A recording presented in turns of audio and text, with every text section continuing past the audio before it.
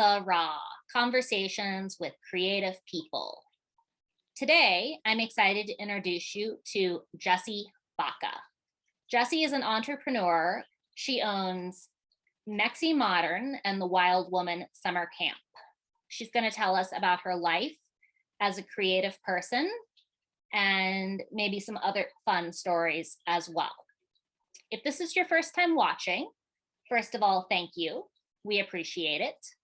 And if we're meeting for the first time, I'm your host, Ann Kelly. You might be wondering who I am. In a nutshell, I'm someone that's been in love with art and music basically my entire life.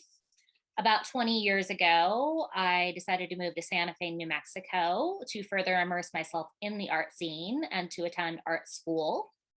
I've now been working in the professional gallery world for about 15 years now. And about halfway through 2020, I started Art and the Raw as a way to keep people connected and inspired. If you see the value in that, please do me a solid and like, comment, and subscribe. If you'd like to know a little bit more about the show, about me, or tonight's guest, take a look at the description below. And now I'm excited to introduce you to Jessie. Welcome, Jessie. So glad to be here. I appreciate it. And where are you joining us from? I'm in Santa Fe, New Mexico. It's cooking here in the summertime. It's gorgeous, though. So what have you been up to recently? You have All sorts of a few things. businesses happening. I was laughing the other day. I was like, holy crap, I've got 5 different websites, 5 different Instagram accounts. It's like way too much, but there's a lot going on. I've been an event designer for the last 15 years, and then COVID came along and kind of took a little turn, and I picked up painting a lot more. I have been doing mural painting, and that started much more intensely last year and has turned into a thing that's been keeping me busy, quite busy, which is great. How far back do you want me to go? From what I've gathered, as you mentioned, you were an active event planner. Yeah. And then this last year comes around and you reorganized. The painting became the predominant thing. Yeah, originally it was a total side hustle. It started with doing a window at Paloma Restaurant, which is here in Santa Fe in the Guadalupe district. And I did this window that you can see from the road, and it turned into a ton of work. I was so grateful for that job because I'd get people, hey, did you do that window there? I'm like, yeah, do you want to do the painting like that? And they were all about it. I got in with a few interior designers, which was really helpful. So they would kind of farm me out to their clients.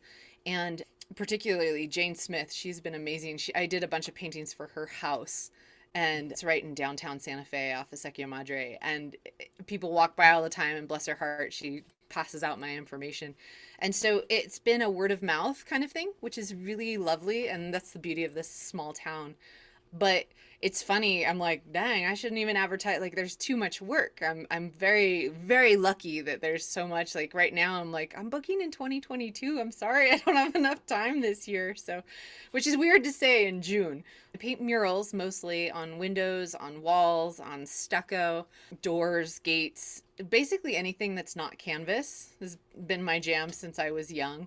I mean, that's my favorite thing about folk art, is that it's decorative, it's on something functional usually, and it's applied in your daily life. It's not just in a museum or has this like grand presence about it. Like, I mean, I'll say that about my work. It's like nothing like crazy or profound. It's just sweet and decorative and fun and happy. And so I love that it brings joy to people. That's one of my most favorite comments. People are like, oh, I was walking by this window, or I walked by this wall and I saw your work and I love it, and it's just so happy and sweet. And so it's nice just to bring joy to people that way. It's very simple. And I'd also seen you had started offering vinyl decal design. Yeah. What happened is, since I'm in Santa Fe and I'm just one body, I can only paint so much. And so I had a couple clients reach out from out of state, and they were like, we want your work. And I was like, well, I'm not traveling anytime soon, so sorry, that would get a little expensive too. And so I have been playing a lot with digitizing my work, where it always stems from like an original painting that I do by hand, and then I upload it, vectorize it, create an image that can be reproduced at any scale. And I work with a great company here in Santa Fe called Pronto Signs, and they create these large scale vinyls, which is amazing, like big enough for a door or a giant window. And so they'll print the image on any color vinyl, and then that way it can be installed out of state. Like I can send the whole roll to someone. Installing vinyl is like a little tiny bit complicated. It's not like crazy, but it definitely requires a little finesse. So I have like a huge long PDF that goes step by step for people. But I've installed them too myself. But it's nice because it's helpful for people that are saying living in like a rental property and don't want to spend as much money or want something that can be removed a little bit more easier. And so the vinyl is like a really great option. And that really segued really beautifully. It was kind of this organic segue. Since I had digitized the image, I started getting this collection of digital work and have been playing a lot with reproducing it on different textiles. The first foray into that was on a series of bandanas. And I worked with a really wonderful printer in Nashville. I was looking for someone who did discharge printing, which is different than screen printing. So screen printing, they put like ink on the fabric, and it's usually a little thicker. It doesn't have as much like softness or give. Whereas the discharge printing is they basically like screen bleach in the area that the image is, and then they wash the fabric so it lifts out the color. And so then you're left with just fabric. There's no ink on it. So it's super soft. Because I was like, this is the time of the pandemic. We're all wearing bandanas. And I was like, this one's all stiff. It's up on my face. Like, they're not soft. So right. I was really picky about that. I was like, I want something that's soft and like feels really good and is made by hand and made by a female-owned business. That was something that was like really a huge priority. So I searched her out, and Mary and I are like this now. I'm like, yo, Mary, I need some more bandanas. And then we did a whole series of tea towels recently.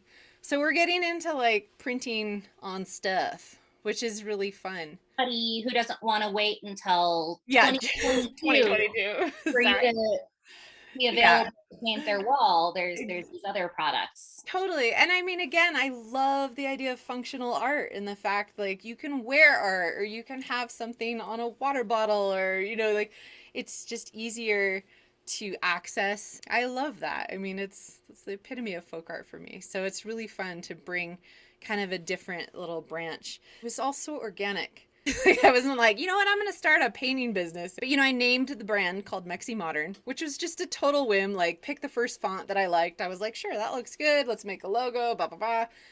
And it has progressed. And I'm so stoked how it's like turned into a brand and a thing. And, with the textiles, it's really wonderful. Also with the advent of Etsy, and that they make that easy for sellers and makers to really get out a product to the masses and makes that easy, which is nice for me because I don't know much about shipping. I'm like, Etsy, thank you. I'm gonna press the button. Done. Right, and only so many hours in the day, and that's true.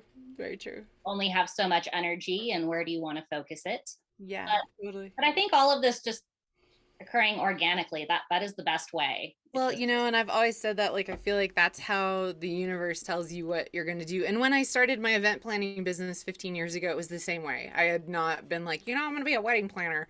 It was totally like, sure, I'll do your wedding. Oh, okay, I guess I'll do this wedding too. I guess I'll get a website. I guess I'll get a business card. It's kind of, I love how the universe is like, just starts putting things that are easy in your path. And then you're like, if I follow this ease, because I know myself included and a lot of us, we think that struggle should be the way.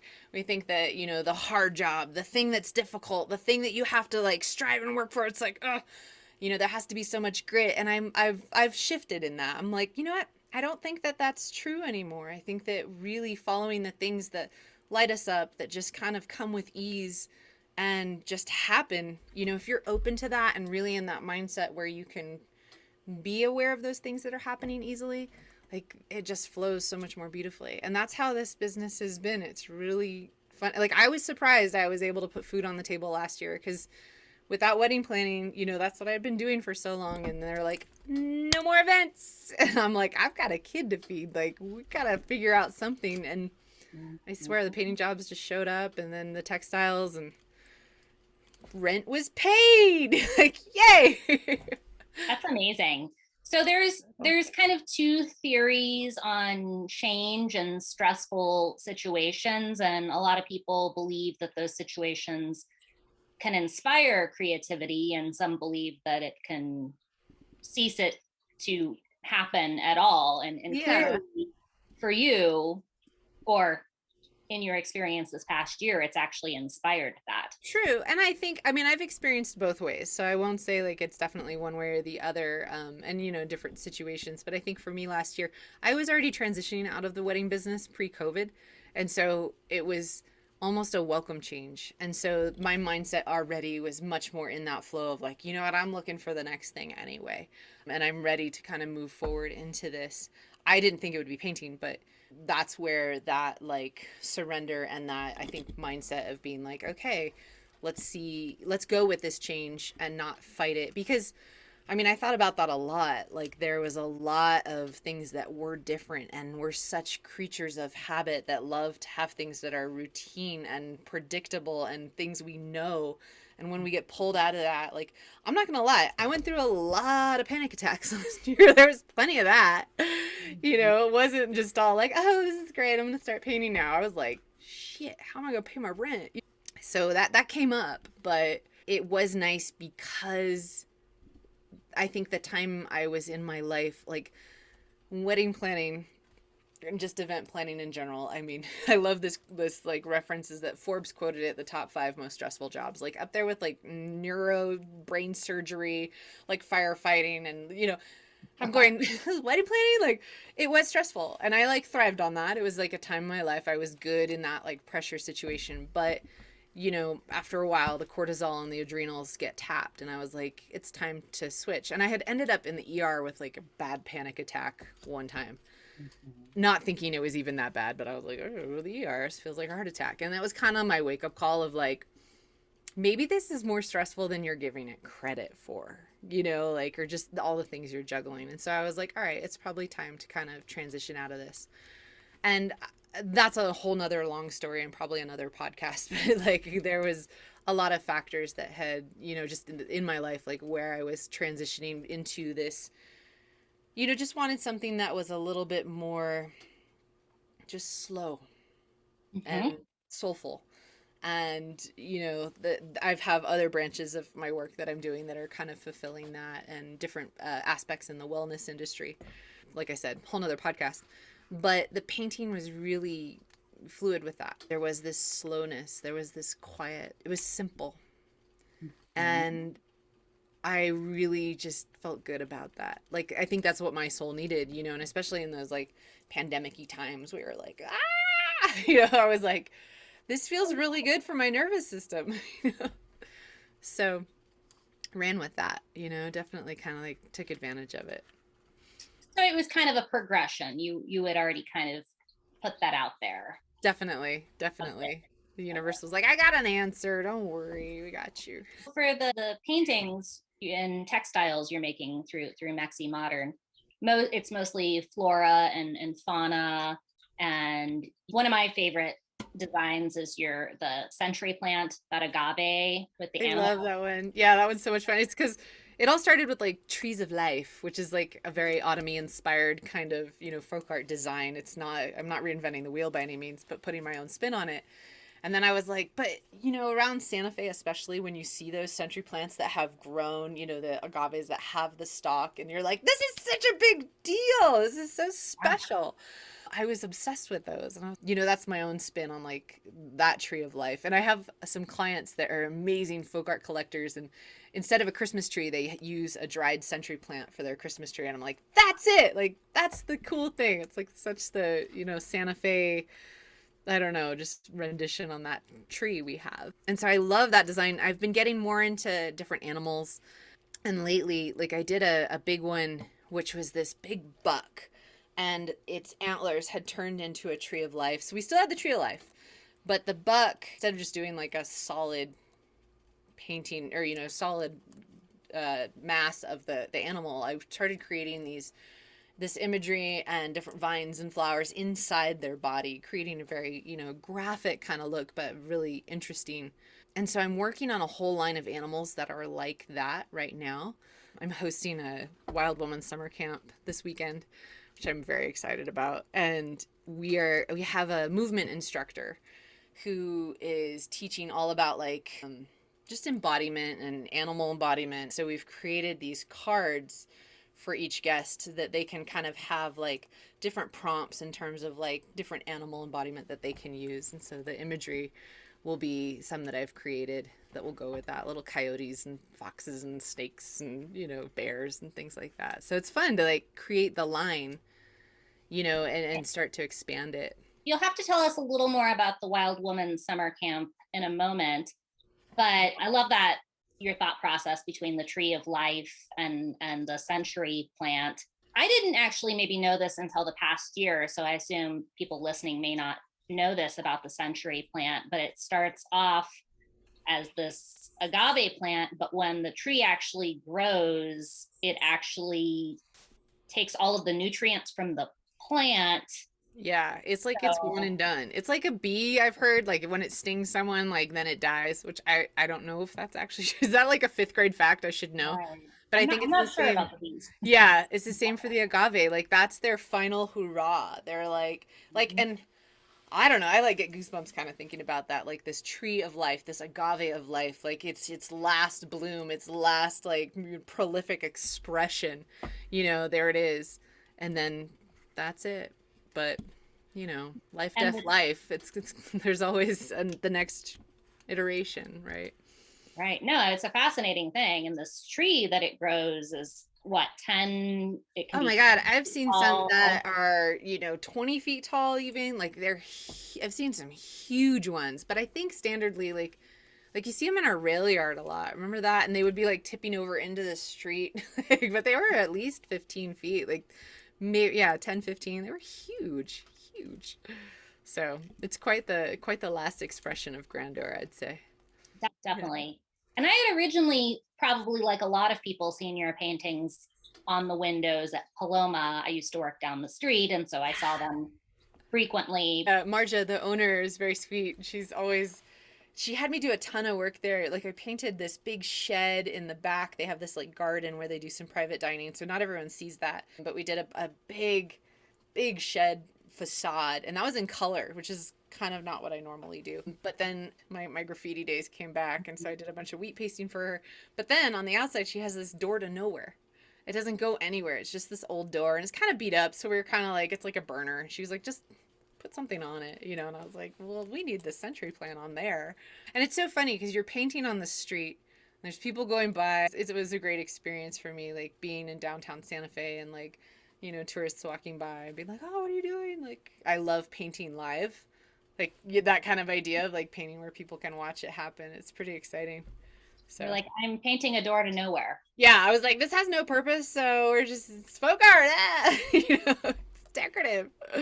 So I assume that's still there. I think so. I think it's like kind of like the whole facade of the door was a little crusty anyway, and we knew it wouldn't last like totally, and so I think Mm. it's a little peely, but because you can't, we lost the key. There's no key to get on the inside. So usually when I paint like a facade, like a glass facade, I paint on the inside so that it's Oh, not worn or can be scratched off. Like, you know, who knows? Someone's probably like scratched an F bomb in there, maybe. I don't know. But the right. paint is on the outside, which is not normally like that. So That makes sense. a Well, I'll little have to go different. look for that. So when did you originally start painting? You said this went kind of This far goes so back. far back. This goes far back, like eighth grade.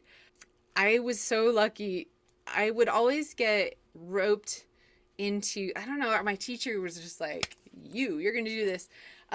Roped into like painting all the posters and doing all the like things for the Christmas pageants and stuff like that. And I would get out of class, which I really loved. She'd be like, Harry, I need you to draw 8 posters. I'd be like, during math? Yeah, let's go. And so I was like really into that because I didn't have to be in class. And that continued through high school. I was on like the associated student body as like the commissioner of graphics and communication, which was basically meant I did all the posters for like pep rallies and things like that. But it was always like bigger scale, like huge paintings. And my actually I should go back farther. So my family, they're all artists. We've converted our garage where I grew up into an art studio, and so there's like a big giant table. We teach art every summer to kids. My mom taught, and then my brother and I assisted her as we grew up. But so we always had a space to create and create big. So, like, for me, creating a giant poster that was, 12 feet long by 4 feet tall wasn't an issue. Maybe that's why the teachers were into that. They were like, you've got paint at home and a big old table? Okay. They were into it. You're in charge. Exactly. And then it continued into college. And, I was going to school for painting and was always just rolling around in paint pants and overalls as the uniform. And would, have kids be like, hey, will you paint like a mural on my wall? And be like, sure. And it was always like, some pot leaf and like reggae colors or, like whatever it was. Just like the kids, like, yeah, do like a sunset scene. But my summer job before I went to college was I painted furniture. So I would go to like thrift stores and find wooden furniture, unfinished wood, or even if it was already painted, I would like sand it down and get it all down to the bare wood. And then I would paint them decoratively. It was so much fun. And I lived in California and I was a total like surfer girl. So it was always like beach scenes and sunsets and like, beautiful plumerias and hibiscus, like mermaids, it was always like very beachy. But it was great because, each time, each project was different. Like I'd find like this cool coffee table or this cool chair, and you look at the piece and the design based on like what the aspect of the actual element is. Like, how are you using this piece of furniture? How are you looking at it? Like, where will it be seen from? What angle? What side? So that's really kind of where that foray into like functional work and kind of looking at artwork in that way of not just like, oh, it's just a canvas. Like, that never inspired me. So I really loved that. So that continued on. And, I'd always done that. And then I moved to Santa Fe in 2005 and was like, I'm going to be a painter. And then wedding planning came and was like, no, actually, you're going to be a wedding planner. We're going to do this for a while. And so the painting kind of took a hiatus. I still did it and had a few shows and little things like that, which was always really fun, but never painted like for a job. It was always like side hustle, little hobby jobby kind of thing. And then in 2017, when Paloma opened, that's when, and Marja and I had been working together for like a decade doing wedding and event planning. She was in the catering business before she opened Paloma.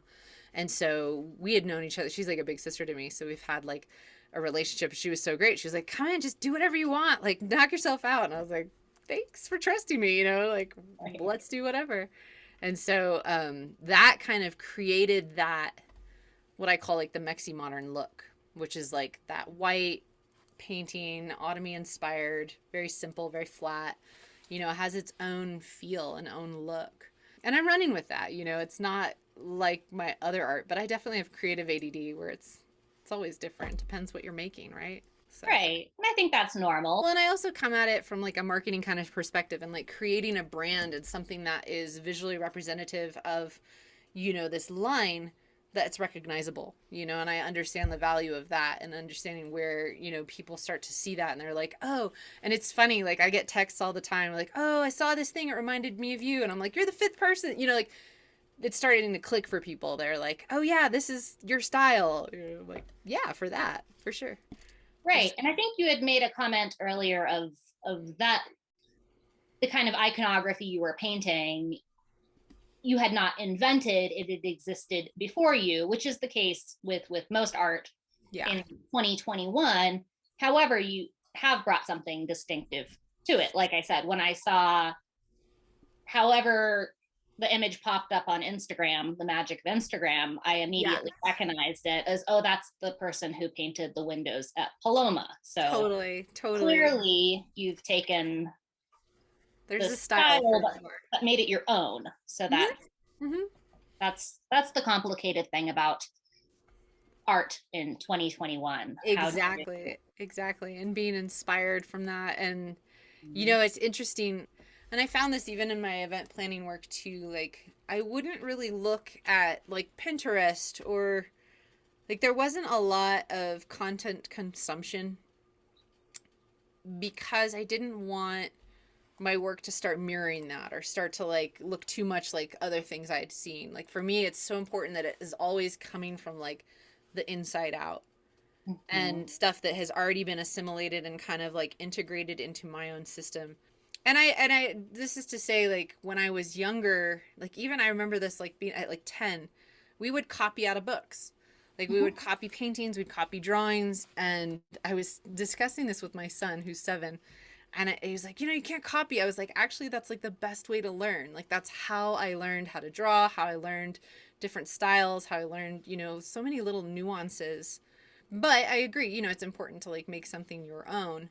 But it's hard nowadays, with so much content out there. It's very easy to get inspired, and maybe sometimes it comes in too, fully representative in your work. I don't know. I like kind of like being a little bit of a hermit, kind of doing my own thing and just like letting things bubble up from inside. Yeah, That's I think it's kind of that combination of being inspired by what has happened before us from the outside world, but totally, then taking it totally. back to yourself. And it's true. A lot of the masters historically, that's how they learned to Yeah, make art, was yeah, by copying those who came before them. But it's when you yeah.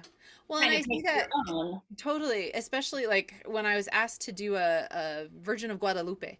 Mhm. That's been done a bajillion times. Like that. You're not like, to do something different for that is hard. That was a great project, and I really loved how that turned out because it did have my own like Mexi modern spin. But it was funny because the client and I went back and forth. She's like, well, it has to have some of the elements that, like there has to be the 22 stars. She has to be standing on the moon. And I was like, can she be standing on an agave? Like, Right. there was a lot of like back and forth where I was like, I don't want it to be that traditional. And she's like, I do want it to be traditional. So I was like, fine. And it turned out beautifully in the end. And we both got what we wanted out of that, I think, in the end, where it had the elements that were still traditional, but also had a really unique twist on it. Instead of little cherubs holding her up, it was like little quail. you know, Right. And that's when it becomes a fun collaboration completely, between you and the completely. client of, Yeah, yeah, yeah, they have the traditional aspects of the Guadalupe, but yeah, yeah. It's with great. your style to it. Totally. And I'm really lucky. I have a lot of clients that are very trusting in that, or like just make whatever that, it's because of that consistent style. They're like, we know your style, like just do it. Okay. Right. And that's, I think, I don't know, if I'm going to hire an artist to do something, it's because I love that artist's style and you have a certain trust. And I But think I've learned that over the years. I think when I was younger, there was much more of that chameleon, like trying to appease, like, oh, what do you want it to look like? I can make it look like anything. And that was in that time of my life where versatility was valued, and I was like, I can copy anything, this. And so it's funny to be stepping into that role where it's like, here's what I do.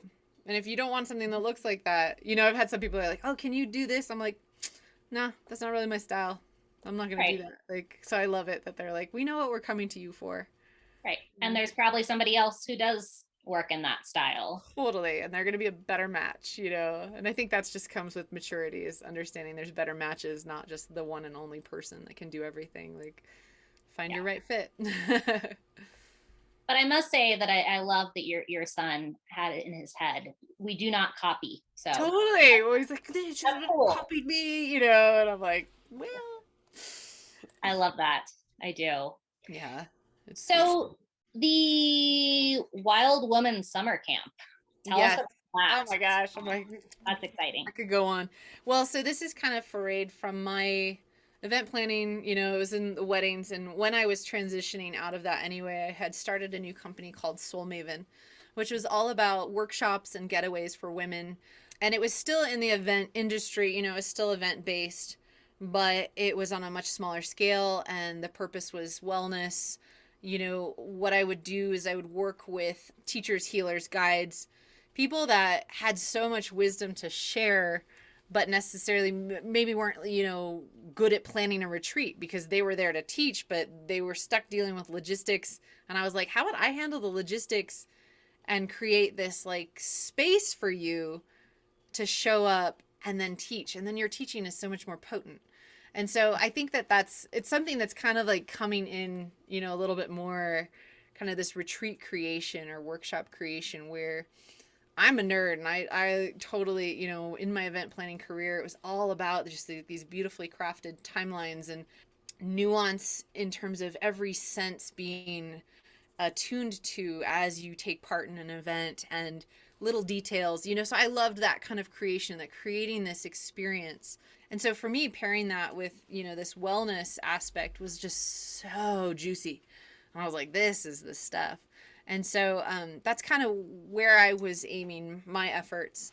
And it was interesting, right before COVID in 2019, I went through like a big kind of rupture in my own life of shifting a lot of different aspects, not only career, but like my relationship, and changing the way I ate, changing the way I like just interacted with the world, and took a really huge deep dive into personal healing, soul searching, all that good old woo stuff.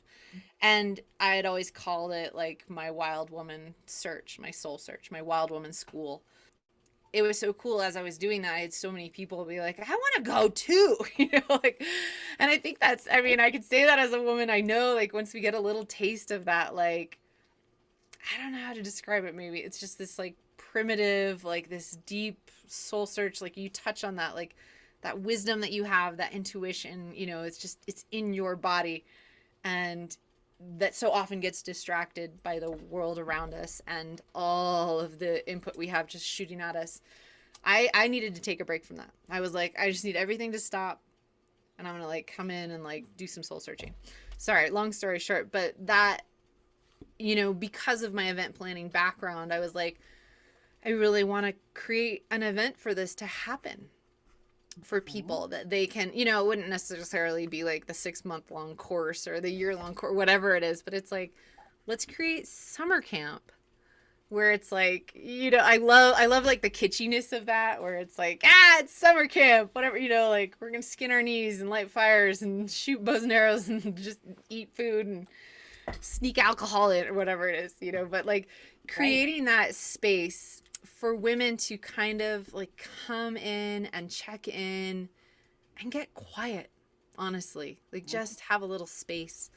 And so I partnered with this amazing team that has a glamping outfit here in New Mexico. It's called Kit Fox, and it's a husband and wife team, and they have a catering company called Dig and Surf too. Brandon and Jen, they are an incredible team. And so we've been working together for 2 years really to create this. We were trying to do it last year, and that didn't happen, but it's finally come to fruition this year. And so we have 14 women coming together this weekend, gathering to just get out in the wild. We're glamping, we're campfiring under the stars, picnicking, horseback riding.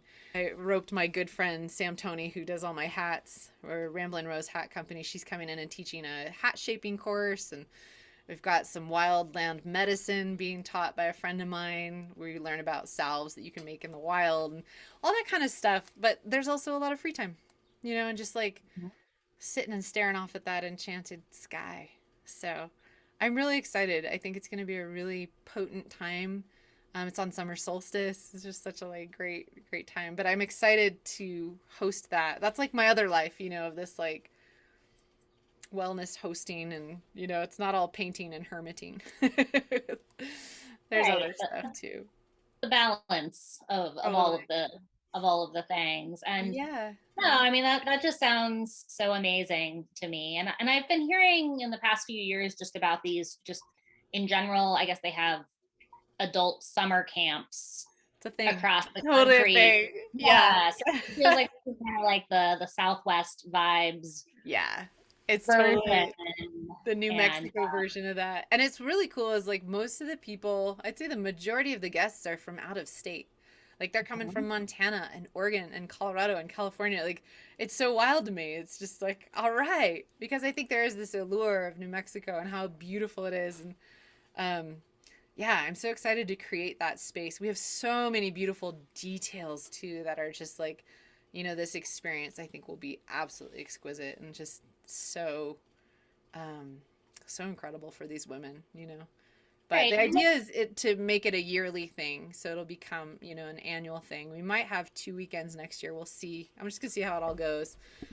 And I've been working on a nonprofit for it too, because ideally I'd love to sponsor the entire thing and no one pays for it. We just have applications and you get to come and have fun. But I don't know a damn thing about nonprofits, so if anyone listening does, like, Let us know in the comments. I'll exactly. I'm like, if you know about nonprofits, I've got it started. I just, you get to that like financial tax thing, and I'm like, oh, too much. right. Well, that's just, yeah, a whole other world. You've run Yeah. different types of businesses, but Yeah, I was like, know your strengths. Like that's not mine, so I'll let exactly. someone else handle that. Collaborating. But no, I mean, that sounds amazing. I mean, it looked like it's not just food, but it's really, really good, delicious food, the glamping, the Yeah.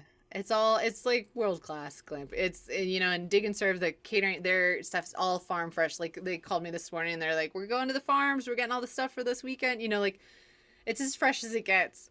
And they, oh my God, I still like dream about the avocado toast that they make. It's not just avocado toast. It's like exquisite. It has like edible flowers on it and like the most beautiful sliced radishes. And you're like, how is this so pretty? wow. Everything. Yeah, it's just all those little things like just really heighten it and make it exceptional. It's So amazing. one of the questions I like to ask everybody on the show is about things that they collect. Is there Heart rocks. anything? What's that? I collect heart rocks. Art And rock. it's very funny. My son knows that I have a problem, and I remember one time we were in Abiquiu and he looks at me and he's like, Mom, we're only allowed to take home rocks if they're heart shaped. And I like had way too many rocks that were not heart shaped like in my pockets, and I was like, okay. But I do have a very extensive heart rock collection. And the thing is, like, I've stopped collecting them because my house is too full, and I just start, like, on hikes, I'll just start placing them, in the same spot every time I go so that it grows. And, like, there's this tree up in, Atalaya that, like, has a ton of heart rocks around the base of it. And I love, and when other people add to it, or, it's so fun.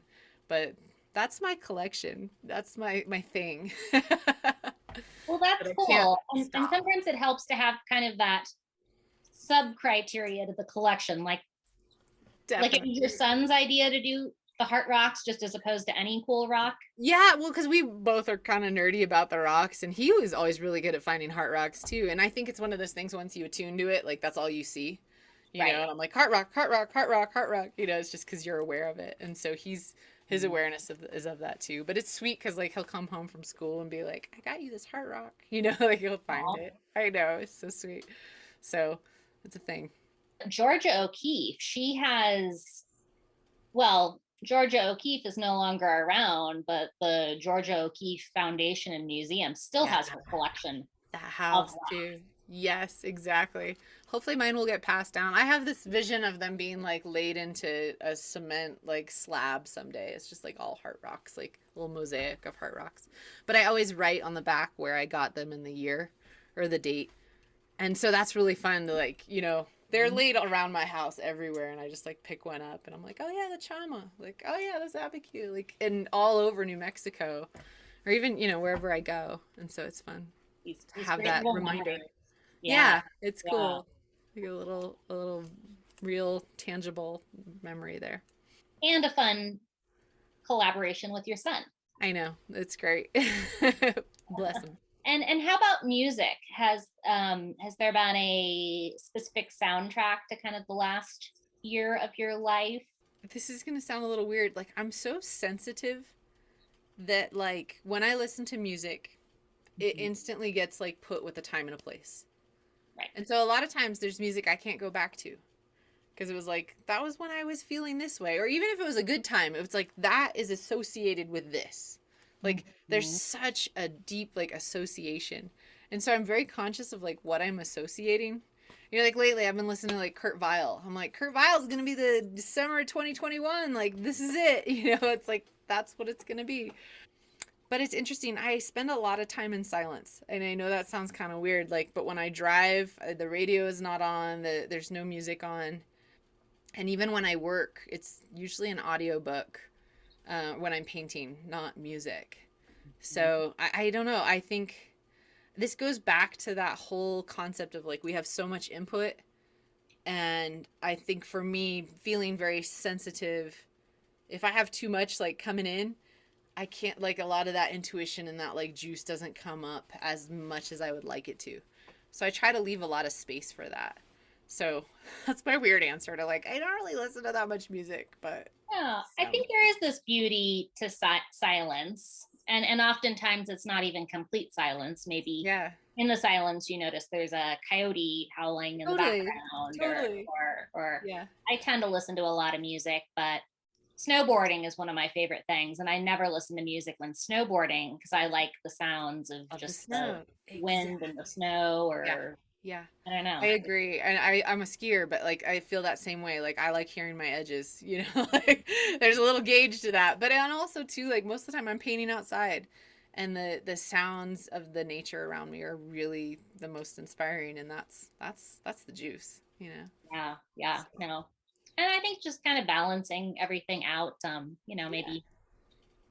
Maybe you listen to a really inspiring podcast, and then after that you kind of need silence to kind of maybe take Integrate it. in what Yeah, you just totally. do. Yeah. And I wish we gave more time to that, like that integration of a lot of things. Like I don't know, even after I've had like body work or massage, you know, like anything like that, I'm like, I need some time to like let that all sink in, you know, Right. and really like I don't know, truly digest because Mhm. you know that doesn't happen often. I think we go from one thing to the next. We're like, all right, cool, next thing. Right. No, it's true. And it's kind of this balance of just staying organized and like planning all the things you want to do, but then Yeah, also trying to experience them. true. Well, because So, if I don't do that, like that's when I'm up at like 3 a.m. being like, "Zzz," you know, the mind's going. It's because I didn't like process all that or take that time. And that's where I'm thankful. Like I have a dog. I walk him twice a day. Like that's my time to just like it's like the walking meditation where things just like process and kind of sink in. So sure. it helps. Sure. What kind of dog do you have? He's a New Mexico black dog. He's 100% purebred New Mexico black dog. He's a rescue, but I think he's got a little shepherd collie lab dog in Yeah, him. I understand. I have two that I call New Mexico special blends. Exactly. He's totally the special blend and he's awesome. He's like the best loyal dog. I took him camping yesterday and he's like so protective but not in like a clingy way and just so he's the best camping dog though. And he's awesome. An awesome pup. So I'm lucky. You get lucky with those rescues. You're like, Oh yeah, that's the way to go. oh, 100%. I definitely. think. So before I let you go, I've been giving a lot of thought recently into this kind of whole left brain, right brain theory, and kind of over time, a lot of people have. There's been this theory of okay, creative people are right brained, but Mm, kind of more recently, there's been kind of this discussion of kind of like we've been talking about balance. It kind of needs to be a little yes. bit Yeah. both. And I'm just kind of curious your thoughts on that, in that you're engaged in a lot of creative things, but then you're also running multiple businesses and Totally, totally. And I would say that that's been my bread and butter being right brain and left brain. Mhm. And really, I think it's funny. I think my dad, but both my parents are, you know, artists, entrepreneurs. And I want to say my dad had a company. It was called like Right Brain, Left Brain Media. You know, it was like, it's always been a thing in our household of like, hey, you're not going to be like some shitty, sloppy artist who like can't pay rent and like, you know, like, and I think too, let me backtrack. Like they taught us that it was possible to be entrepreneurs and creatives at the same time because that's what they did. And my family, I'm so lucky in the way that we were taught that. You know, like when I went off to school, it wasn't like, oh, you should get like maybe an advertising degree and have like an internship if you want to be creative. They were like, go for the painting job. Like you'll make your own job. It's gonna be fine. And like I've never had a resume. I'm 40. Like I don't have a resume. I'm like I've never needed one because I've always worked for myself and never like I probably wouldn't I don't know how to go about getting a job if I had to. But my parents were like that. They always created work out of the creativity that they were producing and taught us that too. My brother's the same way. Like we just make our own work. And so it was never like you know, I do run into people that are like, "Oh, like I didn't know that was possible. I didn't know you could just like make your own job." It's like, "Well, I make this stuff. Why don't I just sell it?" Like, you know. And so um it's really wonderful and both my parents, you know, as artists, they're also producers as well and do a lot of production. They're such a great like collaborative team, but we've learned that, and I still collaborate with my family. And my dad actually helps a lot with the whole Mexi Modern brand and kind of creating that. And as we're like ramping up all of the textiles, when we were younger and my mom taught art, in the studio, he would come in at the end of the week and look at the art and he'd be like, wow, this is all such great art that these kids are doing. And so he created a company called Kids Did It that licensed the reproduction works. And we would, get work that was reproduced on like checkbooks or gift bags or blankets. And like, I'm still getting checks for like, $9, but like, I'm still getting royalties like 30 years later, which is insane. And it's very cool. And so that concept of like this creative world and entrepreneurial world don't need to be separate, and so I asked my dad, I was like, hey, do you want to do like Kids Did It 2.0? Like, I'm all grown up now, like, but let's start creating, taking this Mexi Modern into like a licensing arena or into, like, so we're looking at that and kind of like seeing how we can expand it in that way, because you can only paint so much in person. Like, how do we bring it out further? But it's so fun to collaborate with my dad. Like, we have weekly meetings, and That's great. it's I love really that. awesome. And he's tough. He's like, Jess, you need to finish. I'm like, I'm busy, Dad. He's like, we need to finish this. Check it, upload it to the Google Drive. I'm like, okay, okay, yeah. So that my fam, they're intense about that, but they're great. And my brother's an amazing graphic designer, and I always call him. I'm like, can you help me with this vector? So I mean, I bless think his heart. that's one of the challenges of participating in anything that's kind of your own thing, is sticking to a schedule or creating your own deadlines or. Yeah, and that's hard. And I think that's where that like right brain, left brain thing comes into play. And I've always been lucky that that's like working for myself worked because of that total left brain analytic. Like, I got to get this done, and I have to have a schedule and have to have routine and stuff like that.